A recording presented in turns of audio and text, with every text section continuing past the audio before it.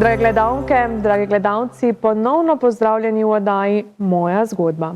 Tokrat je z menoj Žan Kidrič, katerega zgodba je dokaz, da moč volje in poguma lahko premagata tudi najtežje preizkušnje. Lepo pozdravljen, Žan. Zdravo. Žan, tvoja zgodba je res navdihujoča. Kako bi opisal to moč volje, ki te je gnala skozi tako težko situacijo? V bistvu, bolj kot volja je to neka motivacija, v bistvu prirojena motivacija, da je ni ovire, ki je človek ne more prebroditi, če se ne odloči tako. V bistvu pri tebi se je vse zgodilo, ko si imel šele 17 let. Takrat si se začel slabo počutiti. Kaj so bili torej prvi znaki, da nekaj ni tako, kot bi moralo biti? Razni glavoboli, bolečine v vratu, šlo je tudi za ravnotežje, čeprav jaz tega nisem opazil, vsi drugi meni pa so. Takšne, ko bi rekel, vsakdanje simptome. Sprva zdravniki teh simptomov niso pripisovali ničemu resnejšemu. Kdaj si na to dobil to pravo diagnozo, ki ti je v bistvu popolnoma spremenila življenje? Ko me je mama prepisala takrat drugi zdravnici, ta me je takoj poslala na magnetno resonanco, kjer se je potem izvedelo, kaj v bistvu je to. Se pravi, sprva pa so te zadeve pripisovali čemu? Predvsem lenobi v šoli, izogibanju, izmišljevanju. In kar hitro se je začelo vse odvijati, torej pri tvojih 17-ih, kaj kmalu je sledila že operacija. Za kako velik tumor pravzaprav je šlo in v katerem delu glave možganov je bil? Bil je v malih možganih, če se pa prav spomnim, so bile dimenzije 5 centimetrov za 3, pa ne vem pa višji. V glavnem kar velika rečno. In kaj so ti pravzaprav dejali, ko so te seznanili s tem, da bo operacija nedvomno potrebna čim prej, pa vendar ste na drugi strani morali seznaniti s tem, kaj vse se lahko zgodi pri tako zahtevni operaciji, kot je bila tvoja? Ja, seveda tukaj so bile tudi posledice, se pravi popolna izguba ravnotežja, kar je najmilejša. Lahko bi ostal hrom, lahko bi različne težave bi lahko nastale, no, ampak jaz sem pač sprejel operacijo in hvala Bogu je šlo v redu. Zdaj do operacije pa vseeno verjetno se je vleklo precej. Kako si tisti čas premagoval, da si se potrudil, da se nisi preveč sekiral, ampak se čim bolj pozitivno naravnal? V bistvu se mi zdi, da nisem niti dojel resnosti situacije, ker v bistvu prvih nekaj tednov po diagnozi sploh ne veš, ne kje si, ne kdo si, ne. Sploh kot da ne bi bil ti. Se spomniš trenutkov, ko si se torej prebudil po operaciji? Zelo bežno. Vem, da sem bil žejen, to je pa vse. Kaj pa potem naslednji dnevi in kako so tudi tvoji starši nenazadnje vse to dojemali? Ja, v bistvu je bil kar šok z družino, mogoče še bolj kot zame, zato ker res, ko prejmeš nekaj takega diagnozo, sploh ne veš, kako preživiš čas. Jaz sploh nisem vedel zase, tako bi rekel. Starši pa sigurno, je bil kar šok, ampak vedno je bila ta pozitiva pri nas in ni bilo sploh možnosti, da se bo nekaj hudega zgodilo. Pač gremo naprej.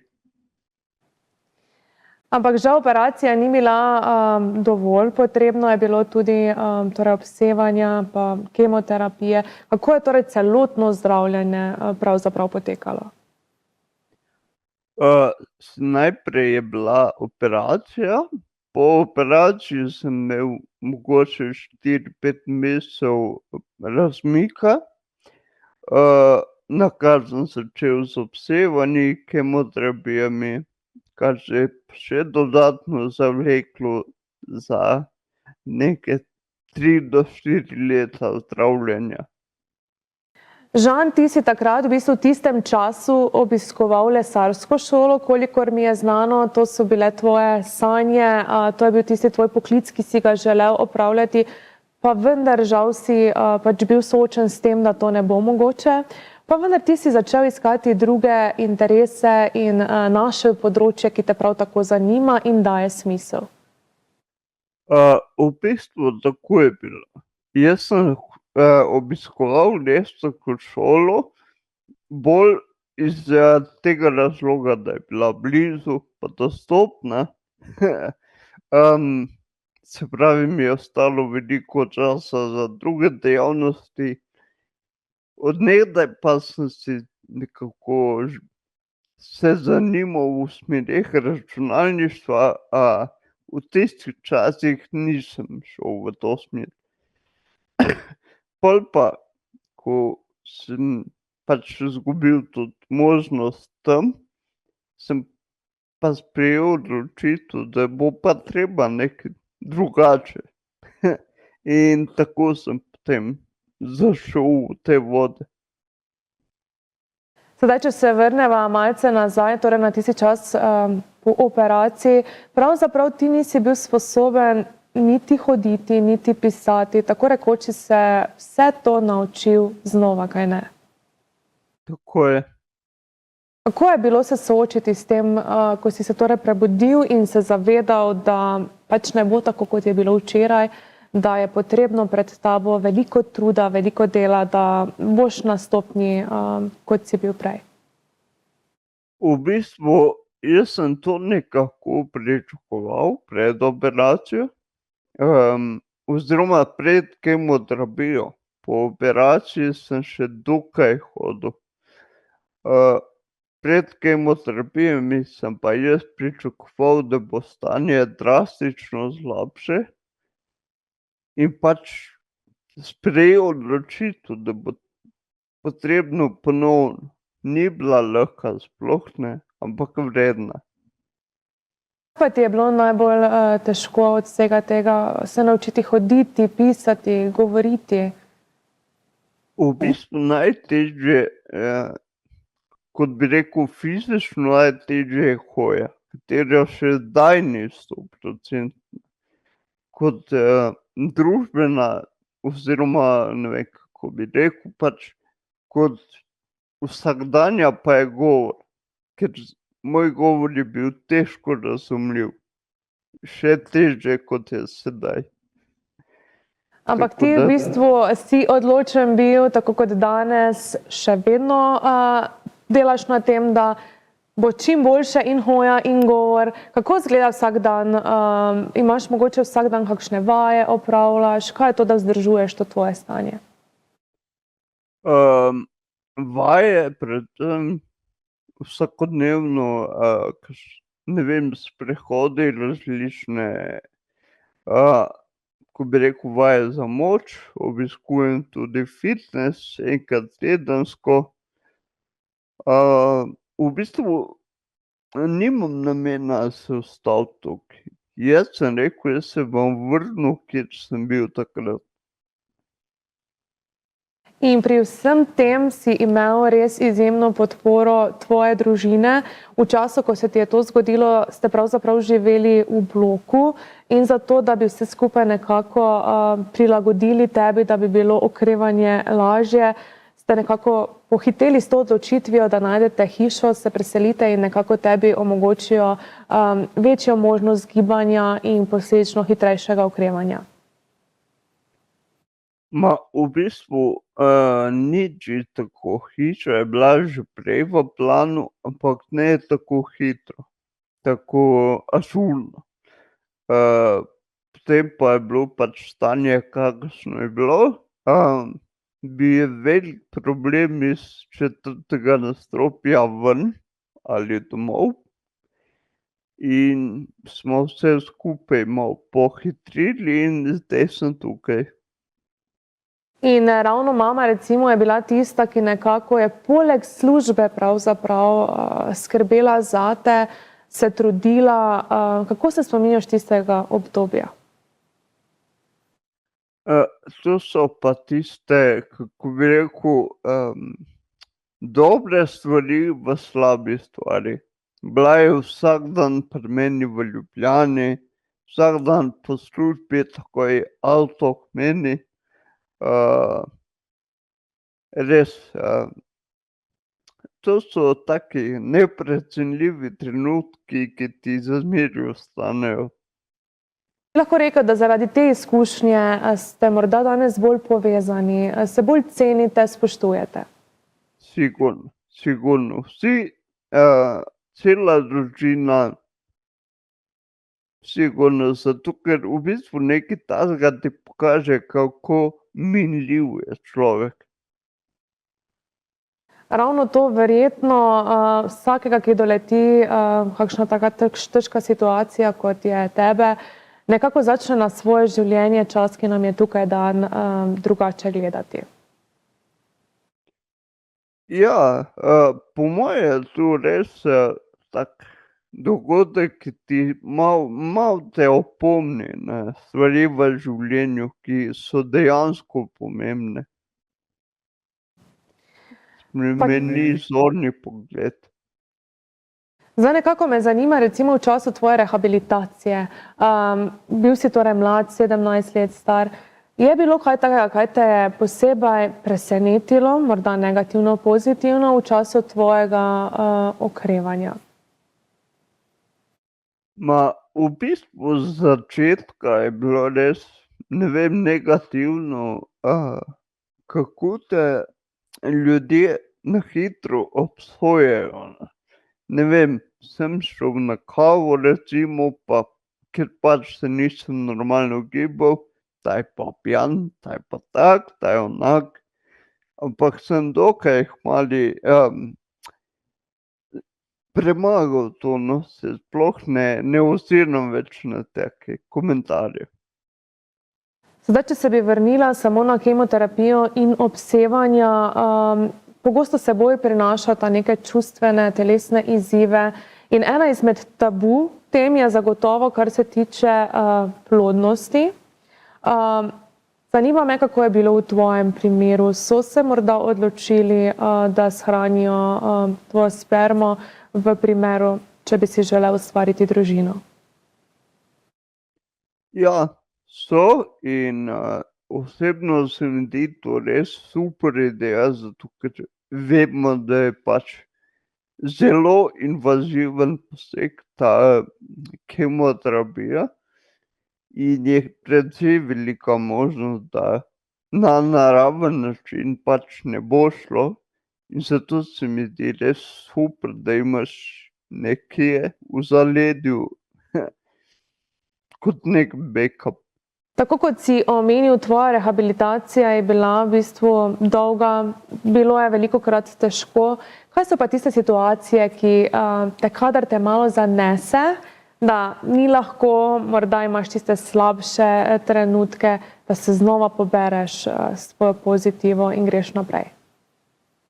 V bistvu to je predvsem disciplina, da pač veš, da moraš in tudi ko pomisliš, da kaj pa že ne. So pa opomniki vse tiste male zmage, ki si jih dosegel v tem času, ki ti dajo neko dodatno energijo. Osebno bila največja zmaga do danes? V bistvu, kako bi rekel, največja do danes, ne vem, do danes lahko imamo ogromno malih, sigurno bo pa največja, ko bom samostojno zaživel nazaj. Ti si prejemnik letošnje nagrade Andragoškega centra Slovenije za najzgodbo vseživljenjskega učenja. Kaj ti to pomeni? Povej nam malo več o tem. Ja, v bistvu to je priznanje za pač na področju vseživljenjskega učenja. Meni predvsem to pomeni oziroma vseživljenjsko učenje si predstavljam kakor ne učenje v učilnici, ampak učenje hoje, učenje govora, učenje kuhanja, učenje. Kaj pa je zame osebno ta nagrada? To je v bistvu kot neke vrste potrditev, da delam prav to, kar delam, in hkrati kot neka brca v rit, nadaljuj, ne ustavi se, pridi do konca. Kakšno vlogo ima ta tvoj odnos do življenja, ne samo do šole, ampak to učenje, ta želja po učenju, napredovanju? Ogromno, zato ker če ni želje po nečem novem, ni razvoja, v bistvu je monotono življenje postane. Vedno je nekaj novega in vedno se učimo, tudi če se nočemo. Zdaj na svoji poti okrevanja si spoznal veliko novih ljudi, slišal veliko takšnih in drugačnih zgodb. Je katera, ki se te je posebej dotaknila? V bistvu, da bi tako eno izpostavil, niti niso, pa seveda take in vzpodbudne in tudi malo manj spodbudne. Definitivno pa ni tiste, ki bi lahko rekel, evo, ta mi je pa spremenila pogled. Če te tako danes vprašam, Žan, kaj je tvoj največji cilj v življenju? Največji cilj mislim, imam jih veliko, ampak največji je seveda nazaj samostojnost. To je tisti prvi in največji. Kaj so tiste stvari, s katerimi se danes torej ukvarjaš? Kateri so tisti tvoji hobiji, ki jih počneš? Se pravi računalništvo, grafično oblikovanje, rad berem različne računalniške novice, tehnološke novice. V bistvu digitalni svet me nekako privlači. Sedaj nekako velikokrat začnemo oddajo na začetku, torej pri naših tistih najmlajših letih, ko smo bili otroci. Če se pri tebi sedaj vrneva v tvoje otroštvo, pa potem najstništvo, do tega trenutka, ko si dobil to diagnozo, kako si preživljal, kako se spomniš otroških dni, kako se spomniš tistih šolskih dni, ko si bil najstnik? No, pa da začnem tako z začetka, skozi otroštvo v bistvu imel sem res idilično otroštvo, ničesar mi ni manjkalo. Kar sem želel, sem imel. Res pač tako otroštvo, kot si ga lahko samo želiš. Pol pa seveda je prišla puberteta, najstniška leta, družba, pijača, različne neumnosti, ne. Tudi tu je bil en faktor, zakaj sem izbral lesarsko šolo. Zato, ker bi imel več časa za družbo. Lahka bi bila. V bistvu res nekako narobe sem živel, no. Narobe, v bistvu skrenil sem s te moje idilične poti.